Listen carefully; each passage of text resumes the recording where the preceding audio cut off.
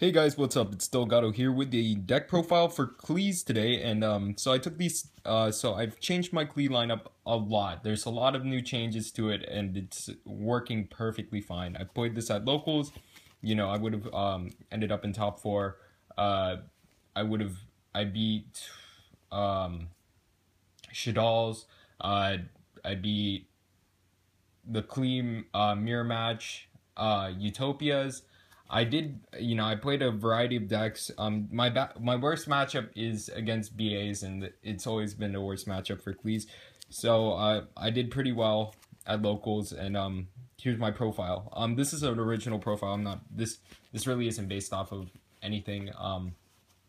So lots changed from the last profile. So this is the one that you're gonna want to definitely play if you plan on playing Cleese. So starting off with the monster lineup, you've got one Monolith and two Scouts. This is basically your normal Pendulum lineup.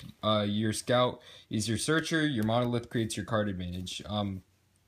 Maybe some people are crazy enough to run multiple Monoliths. I mean, think of it this way, you can Pendulum him, and he has 24. He's not that bad of a beat stick. The effect's good, and if you're getting Mind Crushed, you lose your one Monolith, you lose your way of generating card advantage, which can be problematic. But still only running one. Two Scouts, you need to run Scouts. You need to run the most amount, and Scout is your Searcher. So you need him. For your level 6s, I'm running 3 of each, 3 Helix and 3 Carriers. Carrier is your Monster Bouncer, Helix is your MST. So these are your Tribute Fodders. I'm running 2 Shell purely for the OTK potential. Get rid of defense position monsters, inflict piercing damage, and attack twice. Shell's a pretty good one. It does increase my number of 9s. So far, I've gone through what I've shown you is 7 9s and 6 1s, or 4 1s right now. So keep that in mind. This does increase your number of 9s, so it's per personal taste. So I have 6 9s and 4 1s right now, but so I'm running 2 discs. So now I have 6 even. Disc is basically another introduction to your OTK potential and gets your tribute fodder on board, so you can dump it into the extra deck and have your play set up for next turn. And then 2 stealths. So now we have an 8-1 ratio, more 1s than 9s, but you're gonna want to get Scout regardless, so it doesn't matter if you have a disbalanced proportion of pendulums in your deck. But Stealth basically closes off your plays. You want to end your chain links with this guy for safe plays, so you can resolve your Helixes, your Carriers, and then still resolve Stealth effect. So Stealth is necessary, especially if you're playing against a deck with a lot of back row. And Towers. Towers is your win condition in a lot of matchups. Basically, if you're playing BA, Turbo Towers, they can't do a thing against Towers, and because they don't have an out to it, and so Towers is your only way of beating Burning Abyss player. So you need to play one of these. So for so that was my monster lineup. For my spell lineup, triple Summoner's Art. Summoner's Art is additional copies of Scout and Monolith. Double Duality, increased consistency. Just you need to manage it when you know you're gonna Pendulum that turn. Triple MST. There's still a lot of cards that'll stop you from making blowout plays, so I still feel like MST is good, especially in Mirror Match or other Pendulum decks. It's also really good. Playing double Chalice. Chalice creates a 32 beat stick with your level 6s, and then they restore back to their base. So if I do this to a normal summon without tribute Helix and I activate it, it's 28 for that turn, and then when the turn ends, he returns to 24. So he's a big beat stick with level 6. And with your level 8s, their effects turn back on, so they can't be affected by monsters whose level or rank is lower than them. So that can protect them a lot. So that's why I'm running 2 Chalices. My new tack is 2 Wavering Eyes. Wavering Eyes is a new card that came out in the Super Edition of Cross Souls, the box, and basically I'll read the effect to you.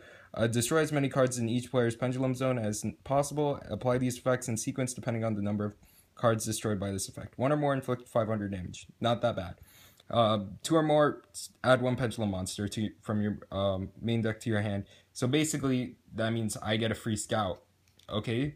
3 or more, banish 1 card on the field. Okay. So the mirror match, that really helps.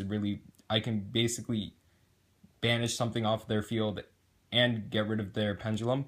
And 4 or more, I can search another copy of it. So I can do this again if need be. So Wavering Eyes, great card. Reason why Wavering Eyes is good, I'll just demonstrate for you. So let's say I open Double Helix. So I open up Double Helix. Don't have anything else in my hand to get Scout or anything. So what I can do is Wavering Eyes.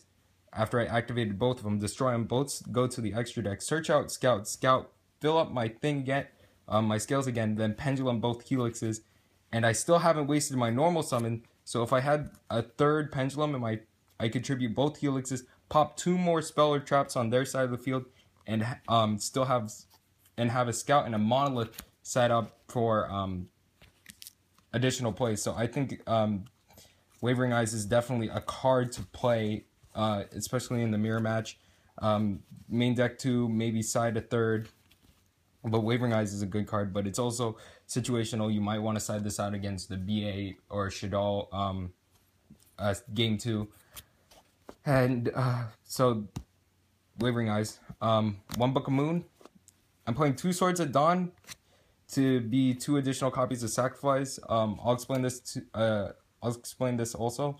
So let's say I have a Helix equipped with Sacrifice, and then I tribute the Helix for something like a carrier, and then I get the Sacrifice search, and I have Swords at Dawn in hand. During the end phase, I'm gonna chain Swords at Dawn to get the Sacrifice back, and then at the end of the turn, I can't special summon after I activate Swords at Dawn, but I've already pendulumed regardless. So carrier. At the end of the turn, Swords at Dawn causes Sacrifice to go from the field to the graveyard, so I search again, and I can resolve Sacrifice's effect 3 times in 1 turn. So it's just a way to recycle Sacrifice, and it's I think it's an excellent way to generate card advantage. So definitely Swords at Dawn, not half bad, and Sacrifice is of course always a great card. Also, another thing to think of is if your monster is going to be destroyed by battle, you can chain Swords at Dawn, equip Sacrifice. Sacrifice saves it because it can't be destroyed by battle when it's equipped with Sacrifice.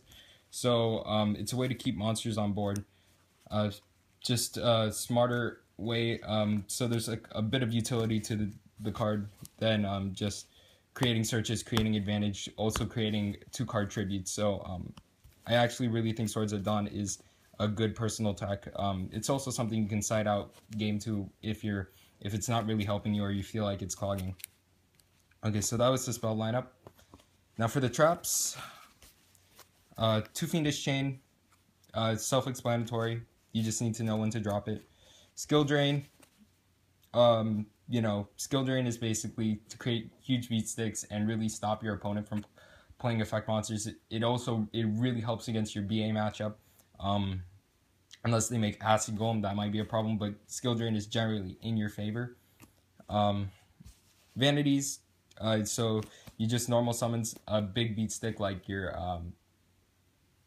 anything really, your towers, and then you just flip up Vanities and you generally can just win with this. Really play the game to your own pace. The 2 loser turns, basically essential to the deck to keep things on board, and slow your opponent down. This is essential. Don't play 3 though, because it's way too clogging. It's probably going to get hit to 2. That's just my own ban list prediction.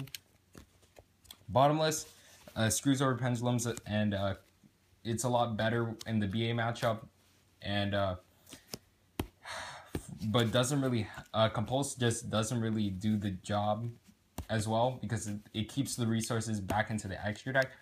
Compulse does blow out on Fusion, so it does wreck Shadal's, but Bottomless is just better.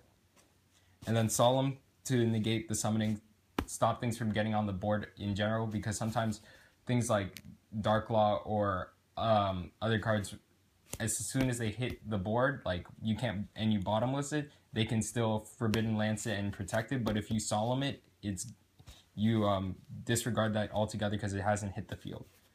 So that's my main deck. So for the extra deck, just play any rank 4s, rank 6s. Doesn't really matter. You don't even really need an extra deck in the first place. But what you do need is your side deck options. I like this card. I have Hypnosister. It's just a card I have.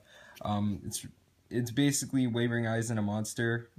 So think of it as Construct for your mirror match.